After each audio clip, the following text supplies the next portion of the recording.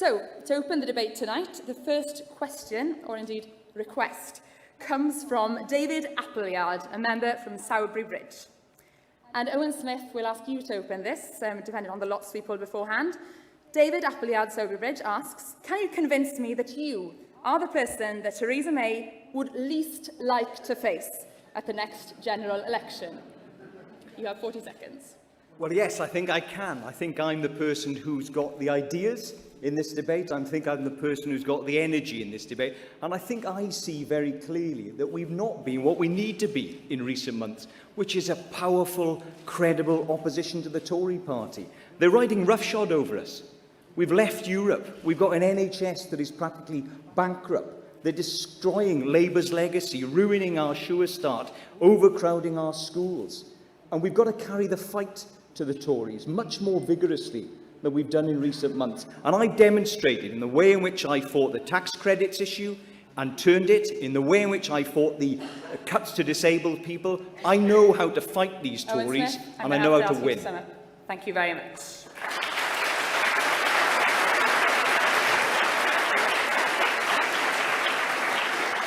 Jeremy Corbyn, can you convince David Appleyard that you're the person that Theresa May would least like to face at the next general election? Thanks, David. Thanks for your question. Theresa May is a Tory Prime Minister. Theresa May is likely to be presiding over a bargain basement economy that's going to attack all of our rights, our living standards and all of our public services.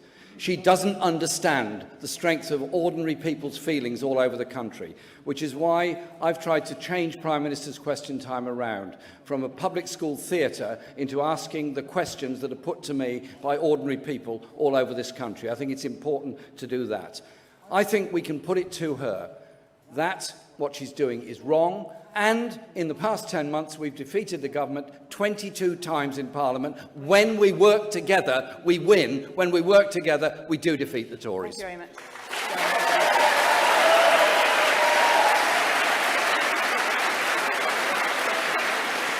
I'll open it up to debate. Owen Smith, do you want to respond to that? Well, I think the problem with that, Jeremy, is we're not defeating the Tories. We've had a few victories. We've done relatively well on a few occasions, but we're behind.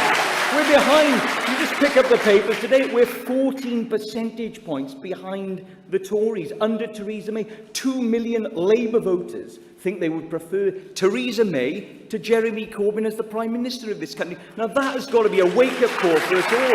You can't be satisfied with that. I'm not satisfied with that. You know, I'm pleased that we won on PIP. I'm pleased that we won on tax credits, but I don't think that's sufficient. I want us to be looked at by the country as a credible, respected opposition and a Labour government in waiting. I know you're radical. I'm radical, but I want us to be radical in government, not radical in protesting against the Tories.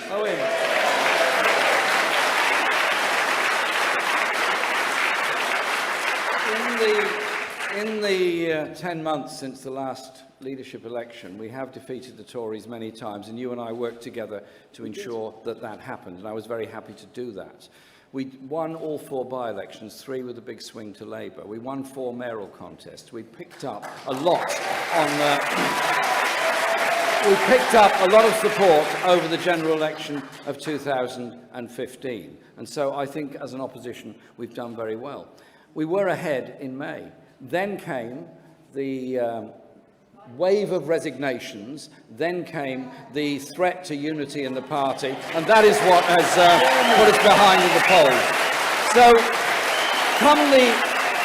Owen, I honestly believe that come the end of this contest, you and I are going to be able to work together in Parliament in order to put forward a decent anti-austerity strategy, even stronger than we've been able to mount so far, because the party, I hope, will unite around an economic strategy which is about investment to protect and create jobs, which is about showing just exactly what the Tories are about. And that way, we can use this massive membership we've got to defeat the Tories and win a general election.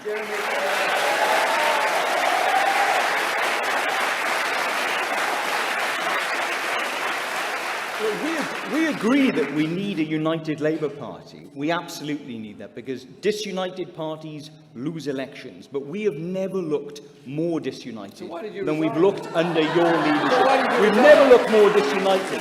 A part of the reason we are so disunited is we are losing. We lost in the local government elections. 18 seats. The Tories at the same point in the cycle won 300 seats. Ed Miliband at this point in the cycle was 9 percentage points ahead. We're 14 points behind. UKIP here in Wales won 7 seats. It's a disgrace. We've got UKIP in our National Assembly here in Wales on your watch, on our watch. We're third in Scotland behind the Tories. This is not success, Jeremy. And on current trajectory, we will be down at 22% at the next election in 2020 under your leadership. Now, you cannot want that, because you want a Labour government. You want to put into practice our principles. You don't just want to protest about it, I hope. You want to actually deliver something for this country. And for me, that means winning. It doesn't mean trading our principles. It means winning to put them into practice. That's what we've got to do with a Labour government in waiting, not a protest movement. Right, I want to invite Jeremy Corbyn to respond to that, please. You and I were at the same shadow cabinet table when we agreed on the strategy we were going to do in the House. We agreed on where we were going to take it to the Tories, and we had a significant number of victories. And we did defeat the Tories in the May elections. I wished it had been by more, but we were ahead of them at the end of it. And the party is growing massively in membership. That must show something. What I don't understand is how you can complain about disunity in the party when you and others are the ones who resigned from the shadow cabinet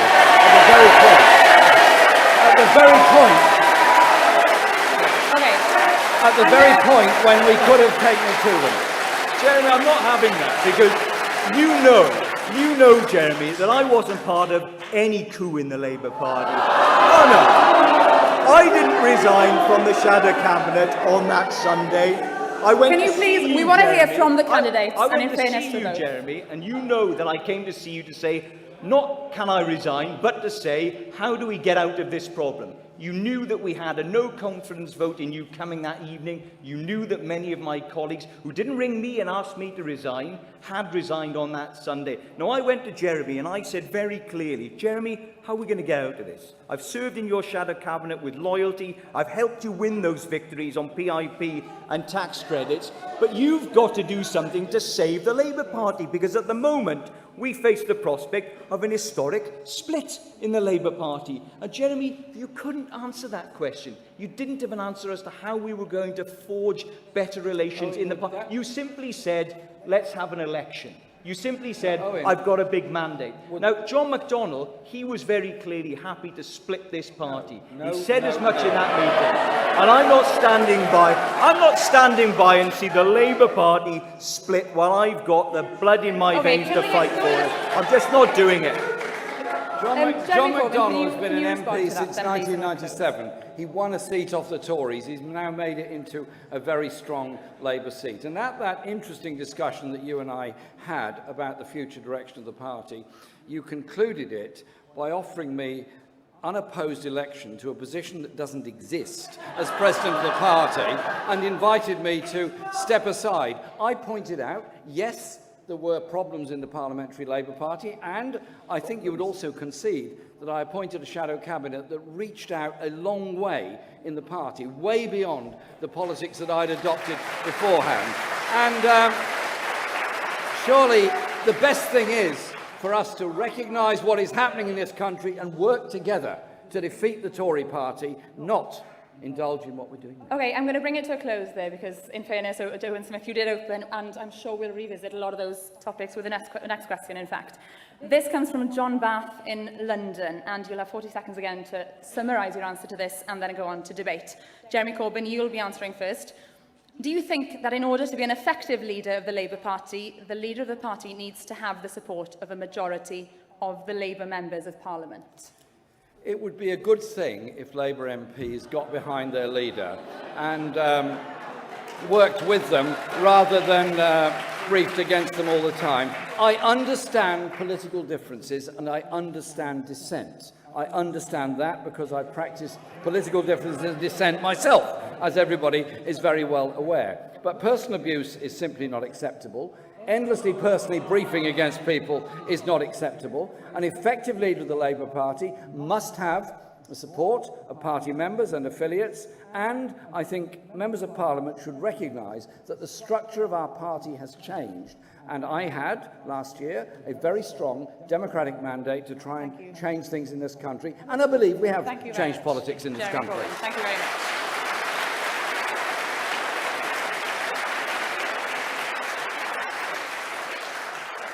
Owen Smith, the same again to you. Do you want me to repeat a question? Or you? No, that's fine. Look, the leader of the Labour Party has an historic duty to hold together a coalition in the party. We've always been a coalition with different views from left and right. And it is the principal job of the leader to forge a powerful alliance in the party, in the country, and at Westminster. It's always been the case. It was the case in the 1940s. It was the case in the 1960s. It's the case still today.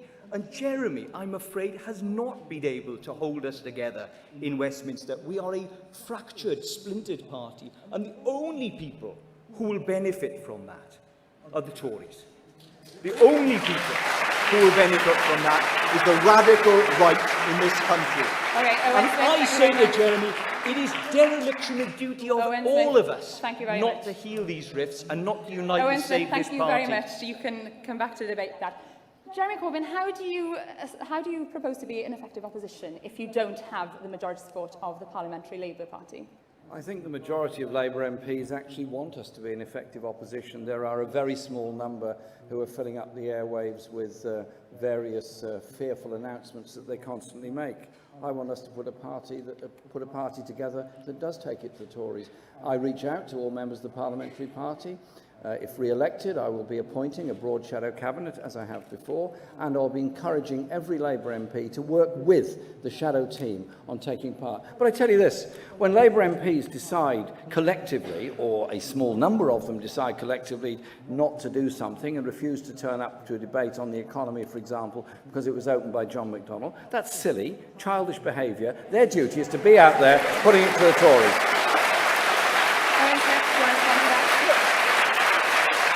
I agree with Jeremy that some of my colleagues have never been reconciled to Jeremy's leadership. I agree with him, and I think some people have behaved appallingly in the Parliamentary Labour Party. But Jeremy, 172 Labour MPs voted no confidence in your leadership. Now, they're not red Tories. These aren't people who want to see the Tories back in power. They're not Blairites. They're just Labour MPs. No. They're just Labour MPs, Jeremy. And this sort of abuse, this sort of assumption that just because they're not confident in you as our leader, they're anti-Labour, they're red Tories, it cannot be allowed to continue. We can't have this sort of ugly dialogue in the Labour Party. We are fighting like ferrets in a sack. And it is the Tories who will benefit if we aren't united. So, Jeremy, you've got to do more to pull us back together. And I'm afraid I don't think you can. I'm the last one to do an ugly dialogue with anybody, quite honestly. And I read some memoirs of Harold Wilson at the time I was elected to this position.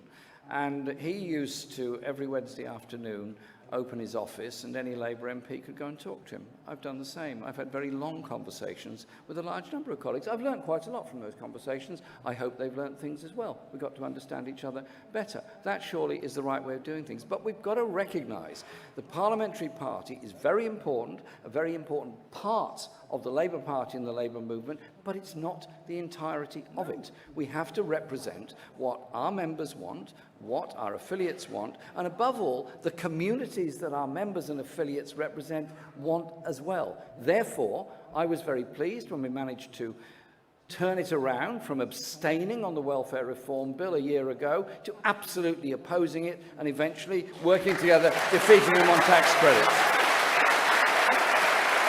And who led that campaign, Jeremy? Who led that campaign in your shadow cabinet? I did. I was the Shadow Secretary of State for DWP, who led the campaign on tax credits. and on to. I was the one who took the fight to Ian Duncan Smith. I was the one who mentioned when he fell. You were the Shadow It was, Secretary of State. and I was desperate to fight for a Labour victory.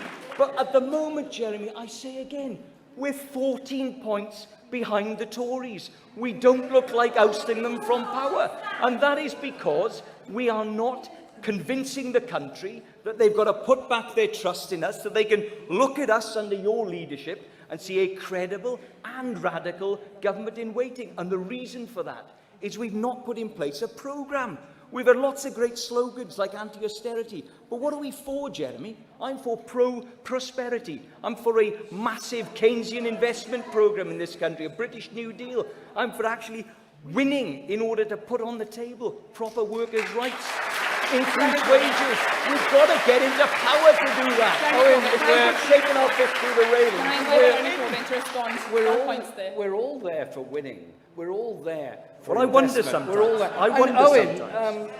you've made a lot of statements over the last few days, and I'm really pleased you have. All of them were actually already been made by the Shadow Cabinet during the past year. Many have been made by John McDonnell. And if we can come together on an economic strategy which is about investment, which is about public investment, which is about a national investment bank, then that's good, because that is really what this country needs. The Tories will take us down to a bargain basement island off the continent of Europe with low wages, high profits, grotesque levels of inequality, and a growing service economy at the expense of our manufacturing economy. You and I don't want that. We want something very different, which does require us to work together to get that investment, to get a government that is prepared to intervene in the economy and provide everyone with the decent standards of living that they not just want, need and deserve, and that we don't go into a cycle of intergenerational poverty, which is what has happened with 30 years of neoliberal economics all across Europe and the USA. Final remarks to respond to, please. Jeremy, you and I... Thank you. You and I, Jeremy, agree on much of the analysis of what's gone wrong in our economy. We share that view that we've got a long-term structural crisis. Well, you say we put in place these policies. It's just not true, Jeremy. I sat in the Shadow Cabinet with you. I didn't once hear you talk about a £200 billion and certainly not a £500 billion investment fund that John McDonnell has now announced since I announced it. I don't think I've ever heard you say, well, it's true, I sat alongside him. I've said, let's invest 4% per year in the NHS, and I've said precisely how I pay for it, by introducing a wealth tax. I've said that we should be cutting pension relief for the wealthiest people in this country. I've said that we should be increasing corporation tax. I've said that we should reverse the inheritance tax. I've said explicitly how we should raise an extra £20 billion in new taxes on the wealthiest people and the corporations in this country, and I've said precisely where I would spend that. Now, Jeremy, if we'd put in place that programme, if you'd been articulating those concrete proposals instead of sloganising on occasion...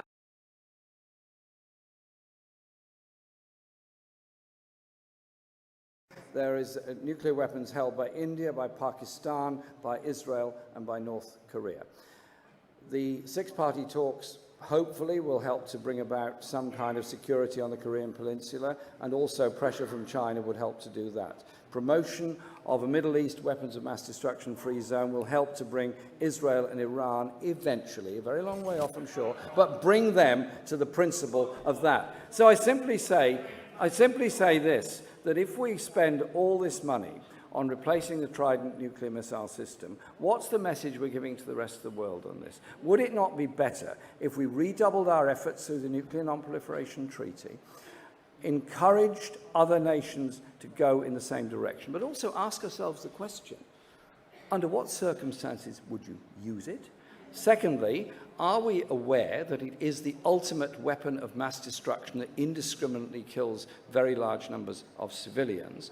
And the security issues that face this planet at the present time, are any of those security issues actually going to be solved by the use of nuclear weapons? Or are they going to be solved by political action, by political dialogue, by promotion of human rights, justice and democracy in every single part of the world, and of a foreign policy that puts that as the headline figure rather than the last of the page.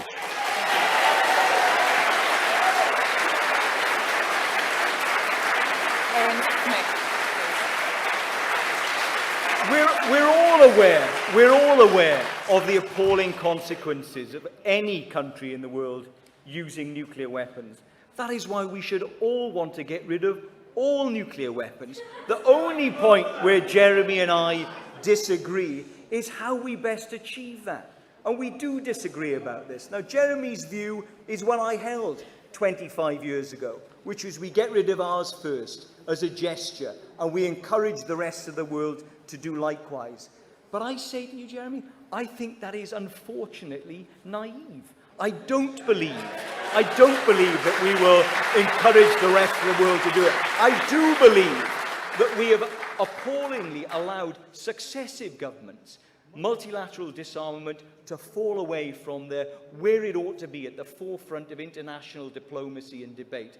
We both want to put that back on the table, but I think we are better able to do that if we come to that table with a bargaining chip. If we throw that bargaining chip away, then we lose out the ability to ask other countries to get rid of their own weapons. Okay. That's just, I mean, we can What do you say to those about countries that don't have nuclear weapons and don't want them, to countries like South Africa, Argentina and Brazil that have willingly given up their nuclear weapons in order to live in a safer world? They have the moral authority to do these things.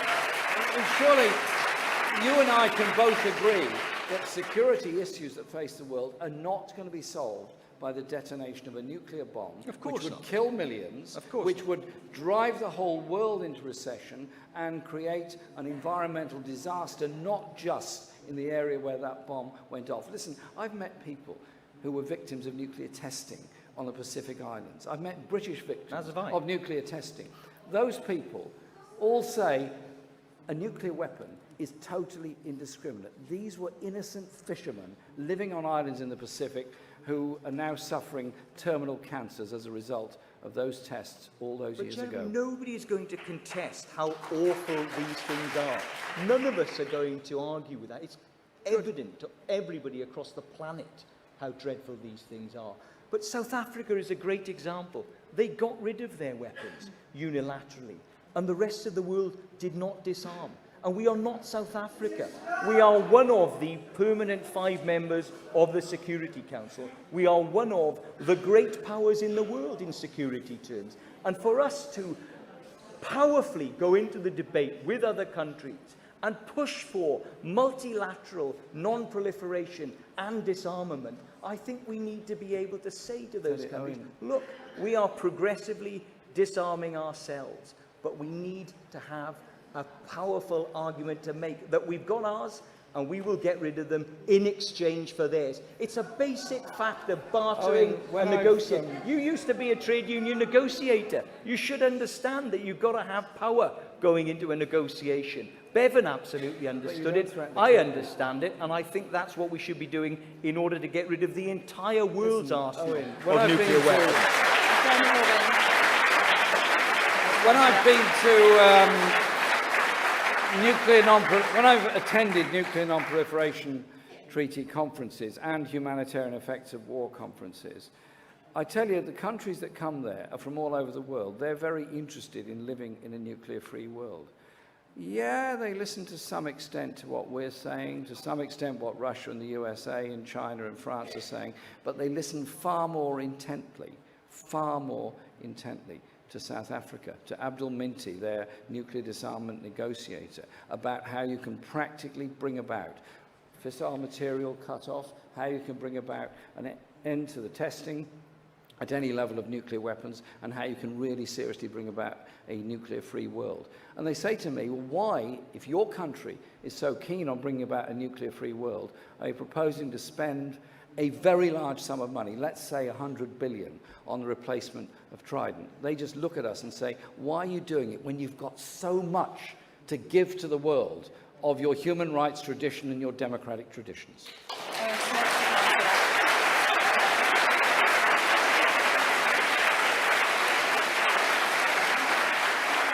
Jeremy, I wish I could agree with you about this. I really do. Because if you were right, then I think we could make the world a safer place more quickly than we would be able to under my plan. But I don't agree with you. I don't think that America and Russia listen more closely to South Africa in respect of nuclear weapons than they do to us. I just don't think that's right. And that speaks to my point about this perhaps being an idealistic position and one that we might all aspire to, but I just don't think it's the credible position. I don't think it's showing leadership for us within the world, and I'm afraid we're just going to have to disagree about this. Okay, and on that note, we will leave that subject. On to the issue of immigration, and this comes from Charlie Mason in Pembrokeshire. I'm sure both of you condemn racism and xenophobia as much as you promote the economic and social benefits of immigration. But do you recognise that people, communities and areas in the UK feel uneasy about immigration? And if so, what will you do to reduce this unease? And I'll start that with Owen Smith, please. Well, I'll tell you the first thing I won't do. I won't do what Theresa May did and trail racist ad vans around the country in order to whip up hatred and intolerance and division. And I won't do what Nigel Farage did, which was stand in front of those racist posters. And it's been heartbreaking, I think, in recent months, especially during the Brexit campaign, to see racism and intolerance and all sorts of other divisions emerge in Britain. But what we've also got to do is acknowledge that there are pressures that immigration brings, and we've got to deal with them. And we deal with them through investment. There are pressures on doctors and on hospitals and on school waiting lists. All of those things are affected. If we invest through a British New Deal, we would mitigate many of those pressures, and people would be easier in this country about immigration.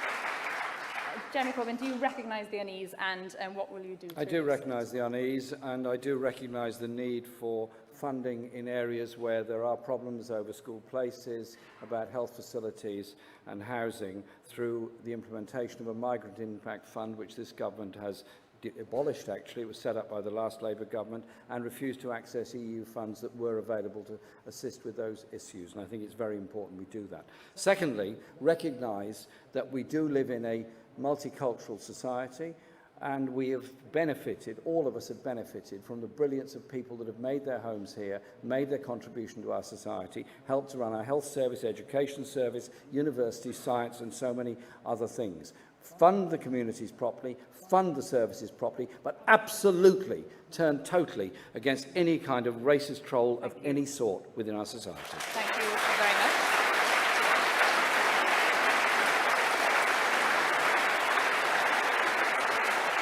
So you're agreed in acknowledging the unease, agreed in the need to tackle it with some sort of fund. What about controlling migration numbers? Owen Smith, you can start with this again. Well, look, I think we have got to have an honest look at this issue and an honest conversation with the British people, because many people in that referendum vote were concerned about immigration. We know that from the polling.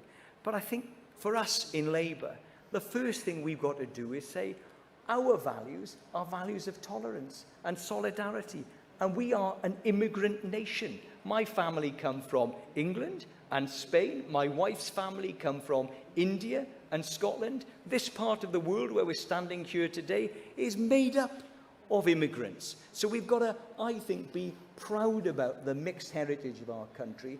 And truthfully, if we weren't going through the worst recession we've seen in generations, if we weren't seeing a Tory government cutting back through austerity and all of the service that all of our communities rely upon, if we were investing properly, then we wouldn't have the volume of problems that we've got about immigration. Okay, can the you intolerance address the wouldn't exist. And that means, crucially, we've got to be in power. I say it again, all of this comes back to Labour being in power, and we are not in power. We're not in power. Would you control? Do we need? The question I asked was, do we need to control migration numbers? We've seen the Tories play a losing game of setting targets. They played a losing game. Well, I'm not going to turn around and say, let's have a finite target for immigration, because we know it doesn't work. You miss those targets. Many parts of our country require immigration. The nurses in the hospitals. Over the road from us is the Heath Hospital in Cardiff. It's full of foreign nurses. So now, we the need to truth agree, is, but do if we we need to didn't- control the level of it? Well, I think we need to be honest, which is we do need immigration in this country, and in some areas of the country, it causes problems. So our job is to form a government in order to mitigate those problems. It is not our job to inflame pressures So and control or inflame no divisions control? in the country. Are you control or no control? Well, I've just said to you, I don't think we should be setting a finite number. But the truth is, we're about to leave the European Union, and that's not going to solve the problems. We should be in Europe fighting for everybody across Europe having a greater degree of The control. audience can draw their own conclusions. Jeremy Corbyn, should we be controlling the numbers? Non-European migration is very strictly controlled, often actually very unfairly, particularly where it's a case of family reunion, where arbitrary levels of income are demanded of a family before they can bring children or partner into Britain. I think that needs to be looked at and changed. In the case of European migration, if we're part of a single market with free movement of capital, then what goes with that is free movement of labour. What I've done all through the referendum campaign and before that and since is to demand the signing of the Posting of Workers Directive to prevent the importation of a whole workforce to undercut a workforce that's already here in this country and destroy the wages and conditions in that particular industry. And I've raised this with colleagues all across Europe. The British government finally did concede that it would sign the Posting of Workers Directive. I think bringing about a greater level of economic equality across Europe would actually have a very big impact on that. But Owen's right. We've got to recognise that without migrant workers, we wouldn't have the health service we've got, we wouldn't have the education service we've got, or many other things. And when Farage, in the referendum campaign, produced that utterly disgusting poster, which showed a group of people, desperate people, in that desperate group of people, there were doctors, there were engineers, there were nurses, there were scientists, there were farmers, people fleeing from a war, and he says they are the threat. Surely we can have a hand of humanity rather than a hand of abuse reached out towards them.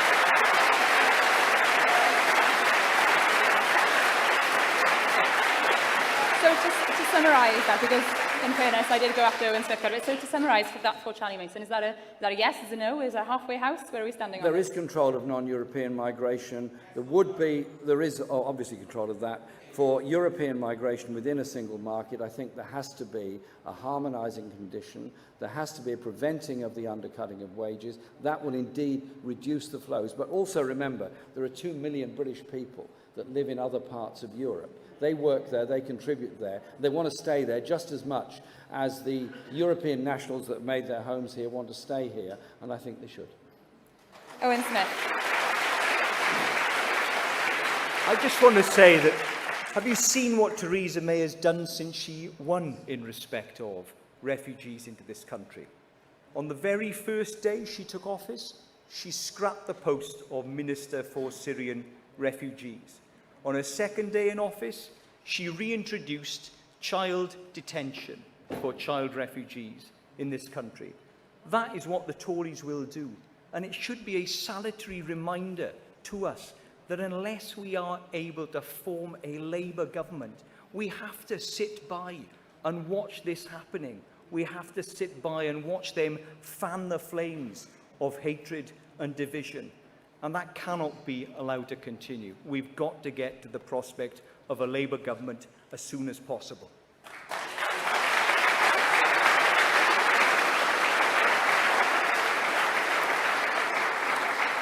Jeremy Corbyn, do you want to summarise your response to this, and we'll move on then to the next point? The issues of refugees is a huge one. There's more displaced people than at any time in recorded history all over this planet. And the idea that you can solve it by building barbed wire between Greece and Macedonia and think the problem's going to go away, and then be concerned when you see people dying in the sea, children dying in the sea, any more than the horrors of those camps in Calais and Dunkirk, which I visited. So let's have a humanitarian and human response, which is about giving immediate help and support. Thank Italy and Greece for what they've done and tried to do, but also really redouble our efforts to try and bring about a political settlement in Syria so that those refugees can actually return home. Okay, thank you very much. to be a vote there.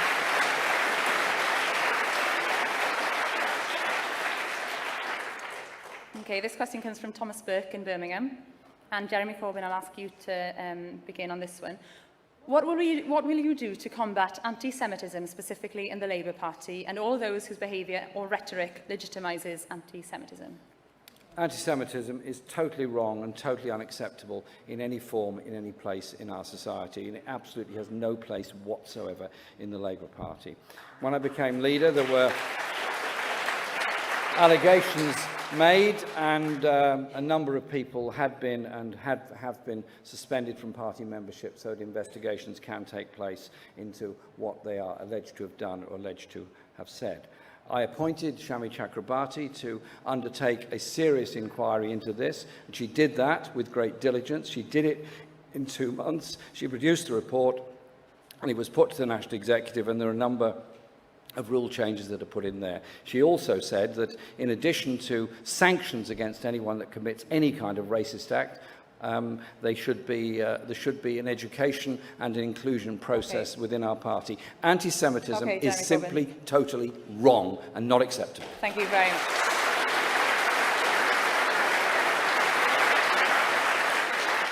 Owen Smith.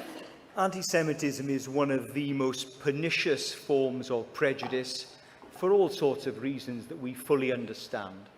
And it has been absolutely appalling to see our party, the Labour Party, with anti-Semitism in our ranks. It's been absolutely disgraceful. And I'm very clear about this. If I were the leader of the Labour Party, I would have zero tolerance for it. Zero. Anybody found of anti-Semitic boost in our party would be out of our party, and they would not be coming back. No short-term measures, no short-term suspensions. They would be out, and they would never come back into the Labour Party.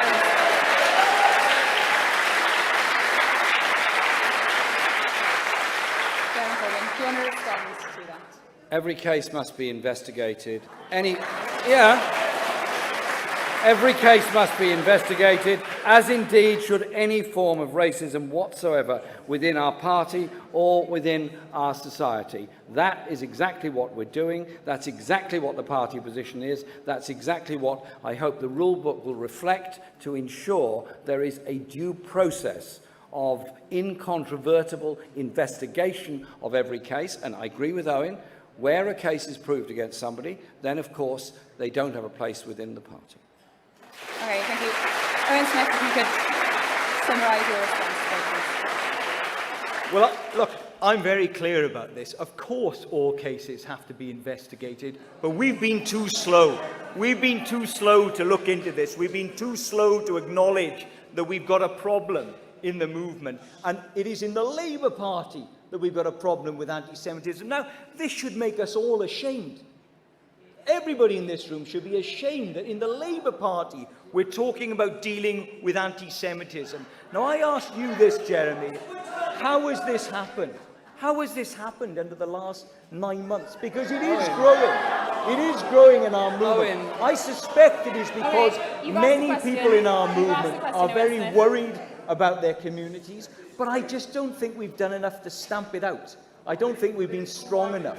I don't think our leadership, collectively, I don't think our leadership has been strong enough in stamping it out. Smith, Jeremy Corbyn, I will let you respond, but there's a question in raised. Owen Smith, how do you respond I've made my position on this absolutely clear. That is why I wanted an inquiry done into it. Many of the cases that have been investigated actually predate my leadership by quite a long way. And so I wanted action to be taken on it. I want our party to be the inclusive, open, welcoming place for everybody, whatever their faith, whatever their ethnic group, whatever their community they come from. That is surely what the strength of our party is about. 19 people have been suspended from membership, and investigations are ongoing. Rule changes are coming forward to ensure, which you and I, I'm sure, would agree with, there is a proper, independently monitored form of investigation of what goes on within the party. You and I absolutely agreed. Racism has no place whatsoever in our society or our party. Let's leave it at that. How do you respond? How do you respond? There was a point raised in the audience, and it's something else that's been raised in the media as well. How do you respond to this criticism that it's a witch hunt, that it's political point scoring, as opposed to... Catherine, I've been in this Labour Party for 30 years. I've only remembered in the last 9 months a discussion about anti-Semitism in the Labour Party. That's the truth. That's the truth.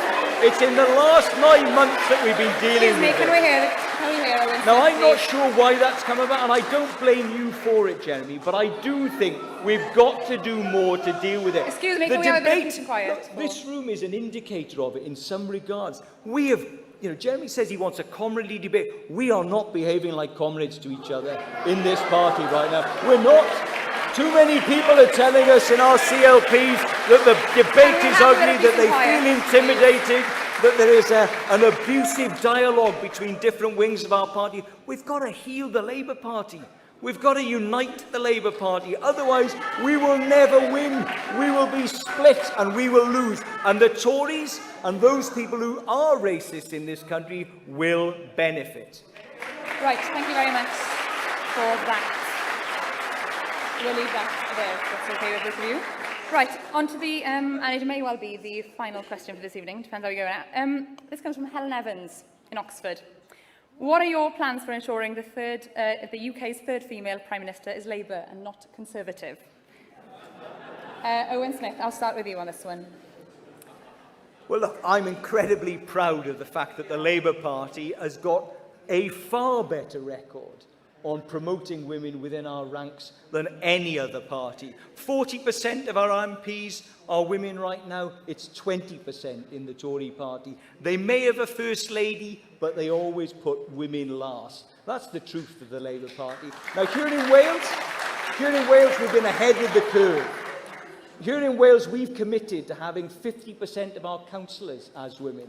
I want to go further than that. I think 50% of our MPs should be women, and we should use AWS to get there. We should have 50% of our shadow cabinet as women, at least 50%, and we should have at least 50% of the top jobs in the cabinet.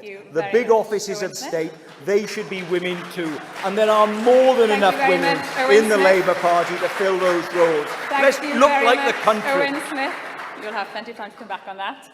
Jeremy Corbyn, what are your plans for ensuring the UK's third female Prime Minister is from Labour and not Conservative? Promoting women within the party, promoting the organisation of women within the party, promoting all women shortlists to ensure that we get that parity of representation in Parliament as well as at council level, and also driving down the gender pay gap and discrimination against women in our society as a way of promoting women.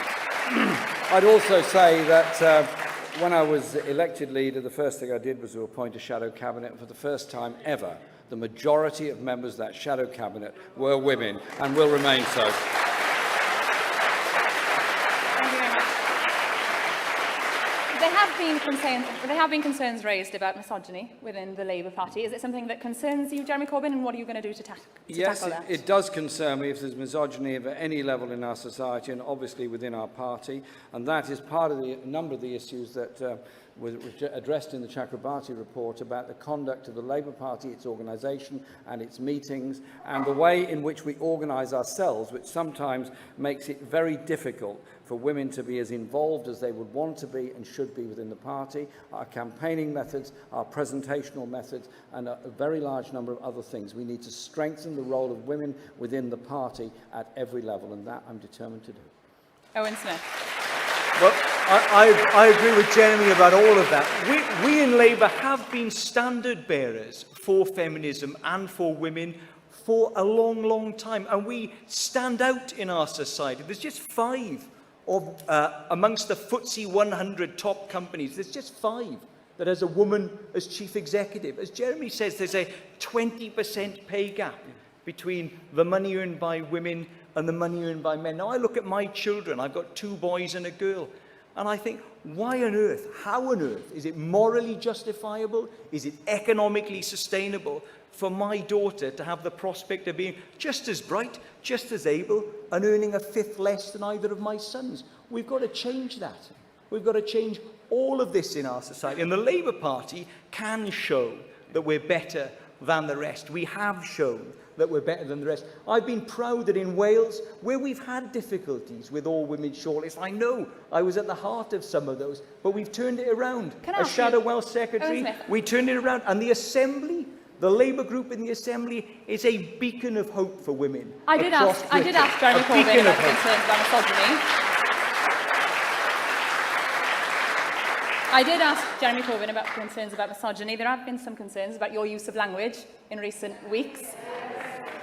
How can you convince us that you're in favour of promoting women and so on when that sort of language is used? Well, by what I've just said. If I am the leader of this party, then I am absolutely pledging to this party that I would promote women, that I would use all women shortlists until we had 50% of the Parliamentary Labour Party. I would guarantee that at least half of my shadow cabinet and the top jobs in my shadow cabinet, at least half, would be women. I would fight day and daily for women, as I have done. 80% of the cuts under austerity, in particular the tax credit cuts that we overturned, fall on women. Most of the cuts to disabled people have fallen on women. Women have had a terrible deal from this Tory government, and I fought it at every turn, and I would continue to do that day and daily if I were the leader of this party. Okay, Jeremy Corbyn, you want to come back on that? Owen's figure is correct, that 80% of cuts fall disproportionately on women. And indeed, after the first Tory budget, we did an analysis of the effects of that budget on women, and it is devastating. It's terrible what is happening because they all disproportionately fall on women. That's practical work in opposition to show that. We also have to drive down the gender pay gap, but also end the idea that certain jobs and certain professions are reserved for one gender, not for the other. And so I organised with Chi and Awoma a very interesting event in Parliament in the summer, which was of women engineers being invited to Parliament. And I talked to some of the older women who had studied engineering 20 or 30 years ago and said how lonely it was at college or university when they admitted, I want to be an engineer. I said, what do you want to be an engineer for? You're a woman. They said, well, I want to be an engineer. My mother taught me all of this because she was very keen on science and people learning engineering and all those skills. So you have to start at the beginning in schools, making sure nothing is debarred to the girls as well as the boys. Deal with the issue of gender pay and inequality, and deal with the issues of glass ceilings and discrimination that go with it. It's not just about women in the boardroom, women in Parliament, or women councillors. It's also about day-to-day life, the way in which women lose out on career opportunities because they've taken a year or two off to have children in their 30s and suddenly find that all the career opportunities they thought were there suddenly disappear. We need very tough legislation to prevent that happening. And also, in companies, we need to end the sort of social network of early evening discussion groups when aspirant candidates with different positions in companies come together. Who's not there? Younger women who want to be looking after their children. The men should also be at home looking after their children. Owen Smith, summarise your response now, please. Again, Jeremy and I are at one on this. We've got to end maternity discrimination. We've got to end the gender pay gap. It's 46 years to the month that I was born, and Barbara Castle put through the original Equal Pay Act, a great beacon for women in this country. But we need another Equal Pay Act. We need to use legislation in Parliament in order to narrow that gap. We need to change the laws of this country in order to outlaw discrimination against women. And to do that, we've got to be in government. We've got to be in government. And I'm not happy with us looking never further from being in government. It's very simple. We've got to win, Jeremy. We can't just talk about it. We've got to change it. Okay, thank you very much, Jeremy Corbyn. Well, to close Owen, this since discussion. Owen, I thought we were moving into an area of agreement there. Can I just ask you one question, which I'm sure you will agree with? Do you agree with me? The most instructive shadow cabinet meeting we had was when we went to Dagenham and we had the women strikers from Ford's in Dagenham who themselves had won equal pay and thus won equal pay legislation. Absolutely. It was an object lesson to all of us and it was a great meeting. I'm sure you'll agree with me. I completely agree. Thank you. Okay, there we go. We'll finish on agreement on that. They're great Thank you women. very much. Great women. Right, we've got time for one more. If you can keep this one as brief as possible, please. And very pertinent as we're here in Cardiff. In Wales, this comes from Kath Hopkins in Cardiff.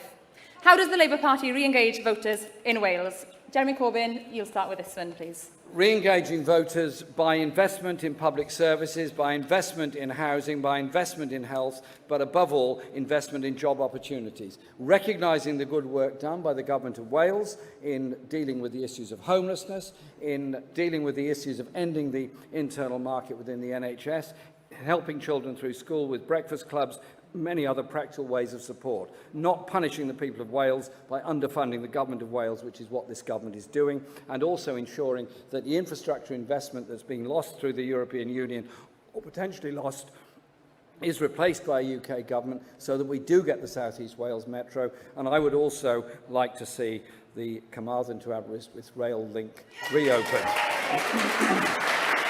Thank you very much, In the Jeremy House Corbyn. tonight. Let's hear it for Carmarthen. Okay, Look, Owen Smith. I do it by having a Labour government in Westminster to work with our brilliant Labour government here in Wales. That's the key to it. Because if we had that, we could say, as I want to say, let's give Welsh workers the biggest boost in their wages that we've seen in a generation. Let's have a proper living wage of £8.25 an hour.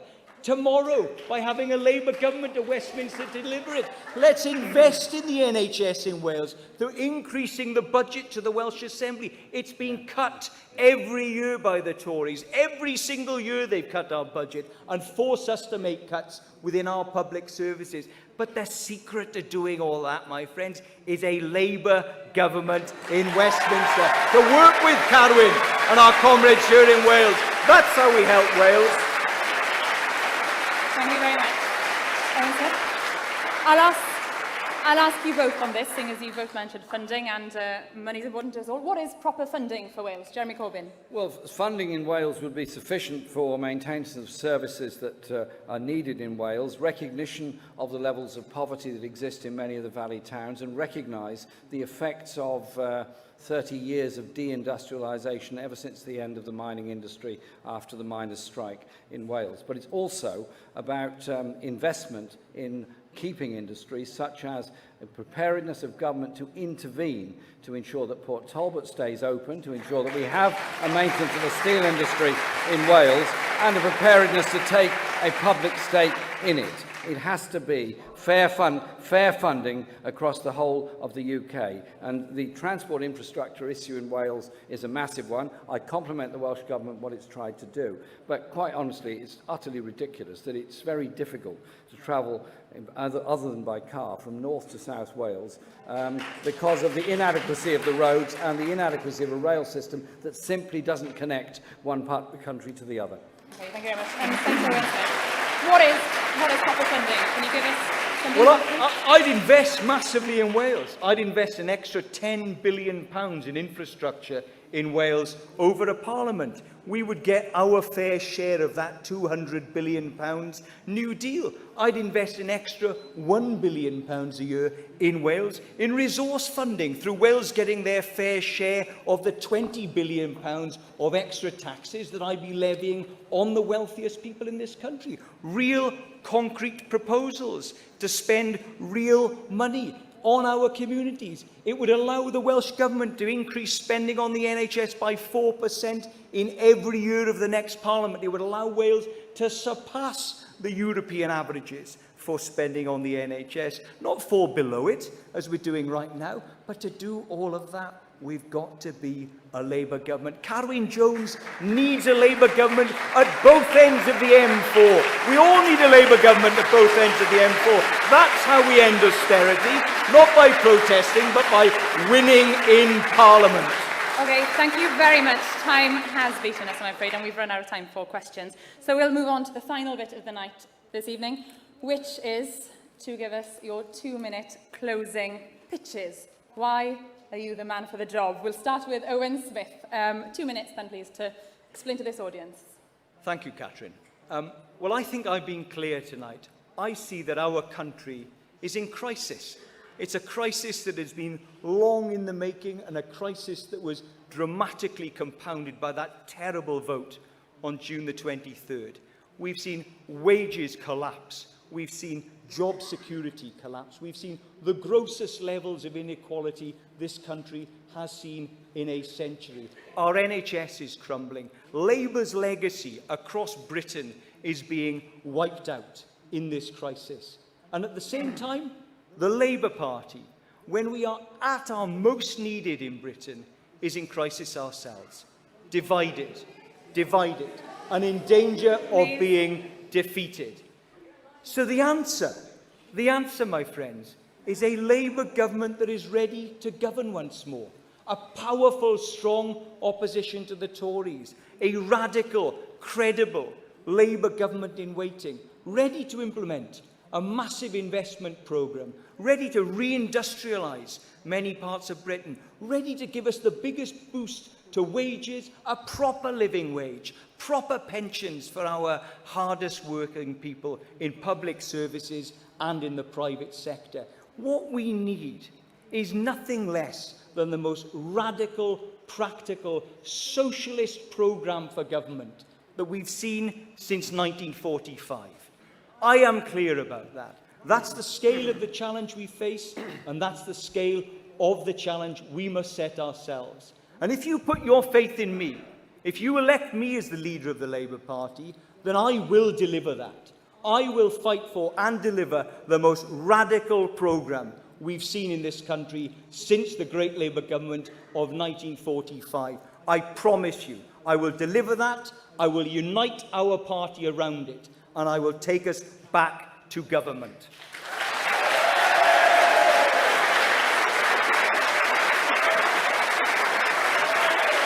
Thank you. Thank you. Thank you.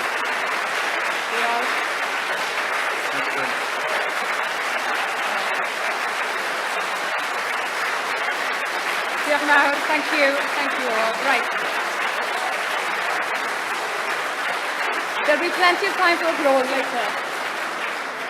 And can I now ask Jeremy Corbyn to sum up? You have 2 minutes. Thank you very much, and thank you all for being here at this Hustings. It's been absolutely brilliant. We can win a general election, and we've been winning elections all this year. We won 4 parliamentary by-elections, 3 with a big swing to Labour.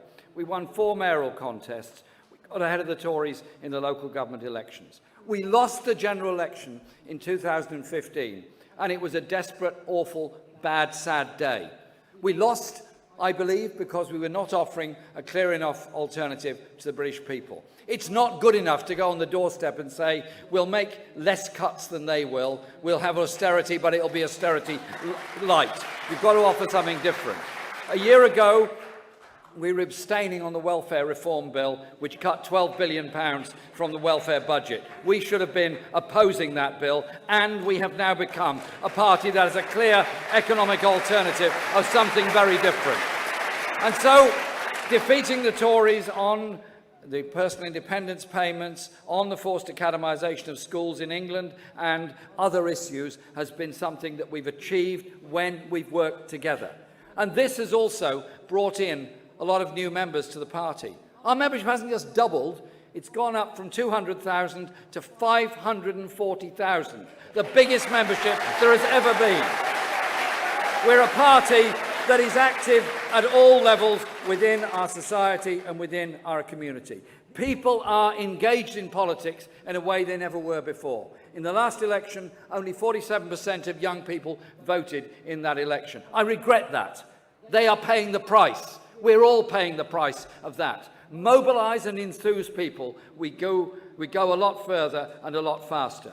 The 10 points I put forward this morning were about full employment and many other things. But we rebuild to transform. No one, nowhere is left behind. Let us have faith in ourselves, our community, our party and our ability to deliver real social justice all across this country. Thank you.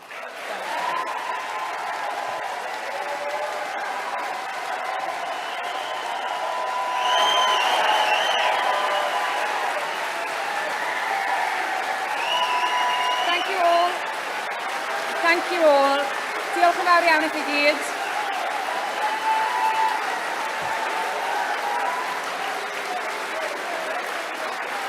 Thank you all for your...